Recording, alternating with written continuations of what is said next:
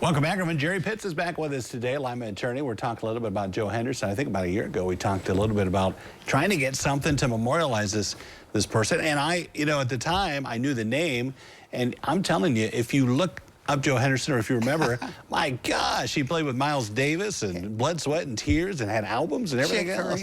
Yeah. Herbie Hancock. Some of the biggest venues in the world. Yes. Amazing. And he has 3 Grammys. Yeah. And the thing that I'm looking for and asking for is that just something that says, this is the home of Joe Henderson. Right. Any idea where you'd like to? I think of the Civic Center or something like that, or a big, Even just coming down to Lima, down Harding Highway. Home of, Joe Henderson. Something simple like that. Yeah. Well, the reason I'm saying that is not all of Lima's celebrities mention Lima the way he did. Right. And he was proud of it. Yeah. All of his interviews and anywhere else, he would mention, I am from Lima. Yeah. He was so proud of it. He was so proud of his high school music teacher, Mr. Murphy, who got him involved in music.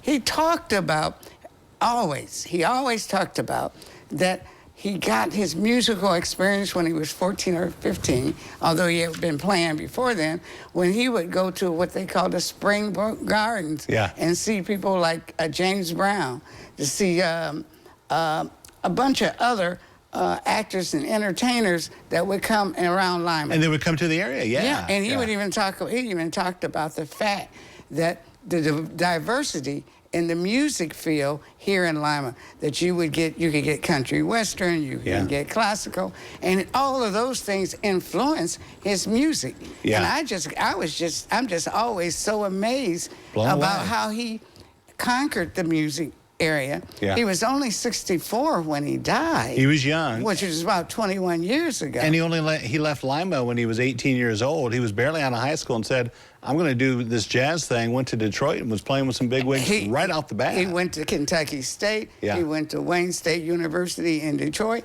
And he's a veteran. Yeah, he was in the Army. And he played in the orchestras and all that for the Army. Yeah. For no other reason than the fact that he gave Lima so much love.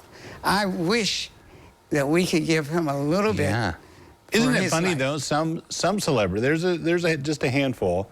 They get away from their hometown and they don't make mention of it. But he was so proud of it. And as you mentioned, I think he had 14 brothers and sisters. Lord, his parents should get an award there too, shouldn't he? He had 9 brothers, 5 sisters, and he always talked about his brother James was what a great influence. He was the older brother, right? The influence in music. Great influence. Yeah. So I will stick with it every now and then just to keep It'd be neat. Just to keep something in the fire. I would love to see. We even talked in the newsroom. I'm telling you, like just a statue or something outside. I don't know where it would be. Some musical arena, something like that, just to say, yeah, this is his hometown. And we have other musical geniuses that we at some point in time need to talk about.